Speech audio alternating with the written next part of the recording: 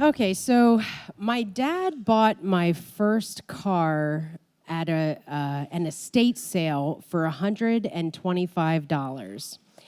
It was a 1980 Oldsmobile Omega, which in Greek means the end.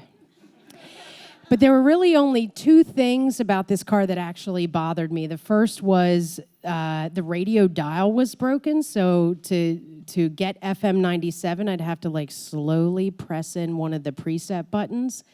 Some of you have never seen a preset button. It doesn't want to go slowly to anything.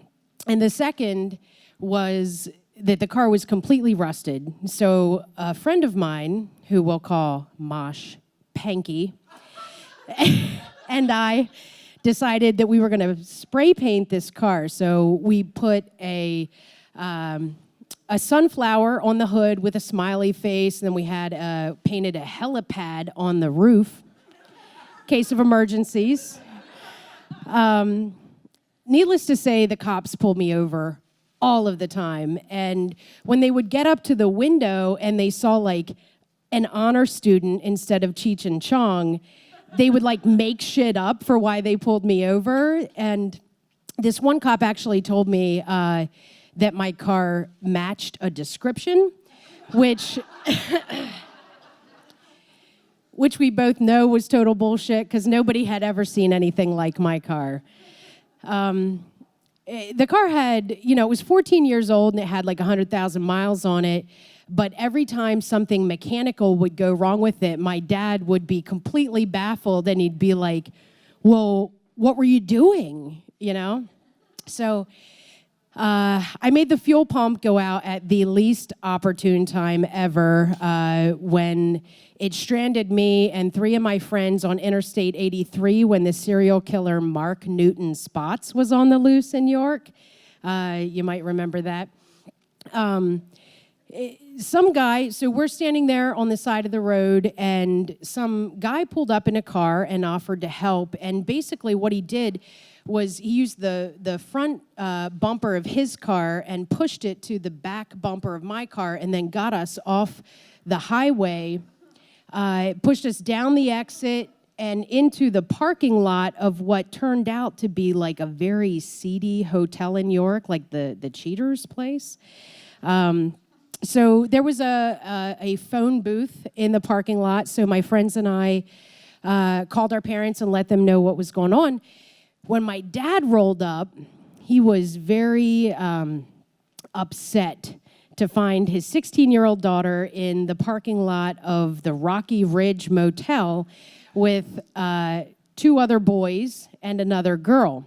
So what he was thinking was that the car was already parked in the motel and that the engine died there and that was that was how that went.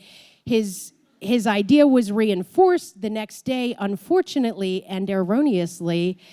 When the tow truck showed up, the clerk at the hotel, who did not speak any English, just kept saying, "Room paid for, room paid for." I didn't pay for anything.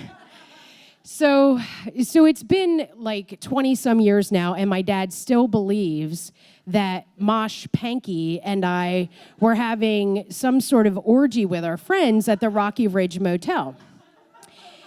And I understand how it looked, especially to a guy like my dad who knew very well the consequences of having sex when you're a teenager.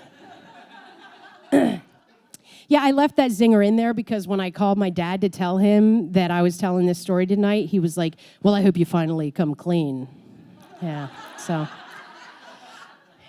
Shortly after the Rocky Ridge incident, I became a member of the AAA family. And yeah, no judgment there, except I had about 15 used cars in the 15 years between that Omega and when I bought my first new car. And it was about halfway through the Chevy Lumina that I bought from my brother when AAA sent me a breakup letter. Yeah, they can do that, apparently, even though you're paying for that shit. They have reasonable standards. So the problem with this Chevy Lumina was that, like, once you drove it over 40 miles an hour, for some reason well, as a solenoid converter, I'll just tell you I knew because the guy told me. When you came to a stop sign, it would stop. Anytime after over like 40 miles an hour you would stop, the car just completely stalled. So essentially, I needed a tow at like every fucking stop sign. After that, I had a Honda Accord, which I was living at the time in Red Lion on the side of, literally, my apartments were the cliffside apartments because we were on the side of a cliff.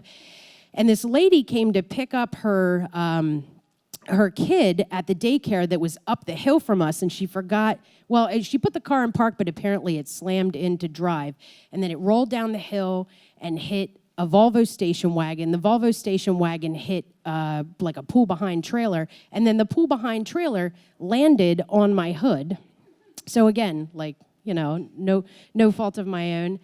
And after that, I had just basically like a series of terrible used cars that were just completely unpredictable and landed me in, of course, AAA jet. It's a good thing I'm not being scored. You know what? I wanted it to be over too. If there was a bell I could have been ringing. Yeah, yep. Thank you.